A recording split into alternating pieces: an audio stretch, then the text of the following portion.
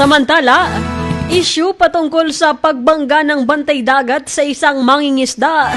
Nilinaw ng Sorsogon Regulatory Office.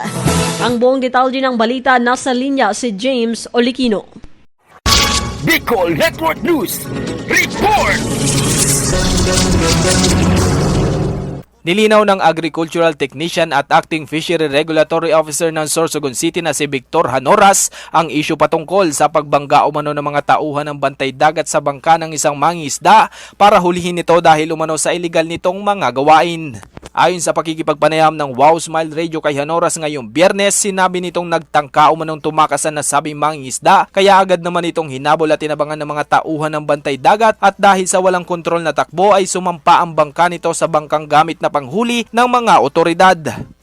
Kasi nung time na na i-apprehend siya ng bantay dagat nagtangkang tumakas itong yung illegal fisher. So yun yung nasa Kasi takot siya kasi illegal yung gamit niya. So nung nag-attempt siyang tumakas, medyo binilisan ng nung bantay dagat yung patakbo ng gamit nilang panghuli na bangka. So ibig sabihin hindi kontrolado yung kung paano yung naka-approach doon sa bangka ng illegal fishers o itong nagrereklamo.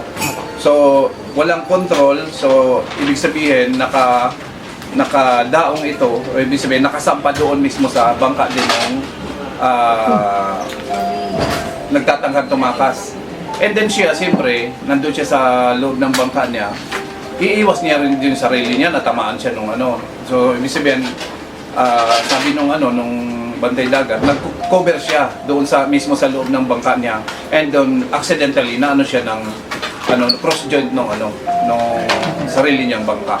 Dagdag pa ng opisyal, ang malaking sugat na tinamo ng mangingisda ay hindi dahil sa LEC, kundi dahil umano sa aksidente pagtama ng cross joint ng makina ng bangka sa hita nito, kaya ito nasugatan. Kaugnay nito, kaya umano hinuli ang mangingisda dahil napag-alaman na iligal ang kanyang paraan ng paghuli at wala pa umanong rehistro ang gamit nitong bangka. Samantala, imbis na kasuhan ay naglatag na lang aniya ang opisina ng administrative sanction para sa mangingisda dahil hindi naman umano ginusto ng bantay dagat na manghuli, bagkus ay kinakailangan lang itama ang ilang maling sistema. Po kami ng administrative sanction sa kanya sa parang awa na din, and then bilang makataong approach, hindi na nga siya kinasuhan. Kung tutuusin, pwede siyang kasuhan kasi nag-ako siya ng mali, Pero on our part, makataon naman kami. Saka yung lang naman namin, hindi naman talaga yung operation ng bantay dagat, wala siyang intention na ng tao. Yung magpakulong, tinatama lang natin yung sistema. Para sa Bicol Network News, ito si Mega Wow Patrol numero 16, James Olikino, tatak tunay na serbisyo.